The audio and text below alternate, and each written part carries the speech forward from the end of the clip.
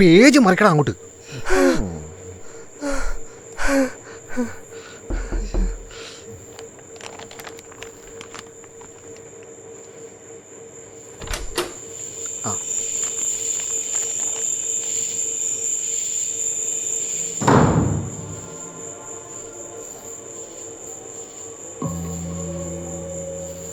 എടാ, ഞാനിന്ന് എൻ്റെ ഓഫീസിലെ ഫ്രണ്ടിനോടെ നമ്മുടെ കാര്യം ഒന്ന് നൈസായിട്ട് അവതരിപ്പിച്ചായിരുന്നു. എന്നിട്ട് അവൻ്റെ ചേട്ടനും ഇതുപോലൊരു പ്രോബ്ലം ഉണ്ടായിരുന്നു പണ്ട്. പക്ഷെ വലിയ പ്രശ്നമൊന്നും ഇല്ലാത്തതുകൊണ്ട് അവർ ഡോക്ടറെ ഒന്നും കാണിക്കാൻ നിന്നില്ല.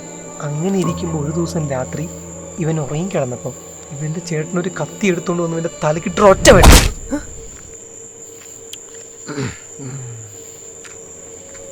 ഞാൻ പറഞ്ഞു വരുന്നത്, നമ്മുടെ കേസിൽ ദീപു ഇങ്ങനെ ചെയ്യില്ല എന്ന് നമുക്ക് ഉറപ്പൊന്നും പറയാൻ പറ്റില്ല. അങ്ങനെയാണെങ്കിൽ നിന്റെ ആ ഫ്രണ്ടിനോട് അത്യാവശ്യമായിട്ട് വേറെ എങ്ങോട്ടെങ്കിലും മാറി താമസിക്കാൻ പറ. ഇനിയിപ്പം ദീപുവിൻ്റെ ആ ഫ്രണ്ട് എന്തെങ്കിലും ചെയ്താലും നമ്മളെല്ലാം ഇടപെടേണ്ട കാര്യമൊന്നുമില്ല. നീ എന്ത് തേങ്ങയാണോ ഈ പറയുന്നത്? എടാ മണ്ട, അവൻ നമ്മളെ വെട്ടി പൂളൂന്ന് അവൻ പറഞ്ഞത്.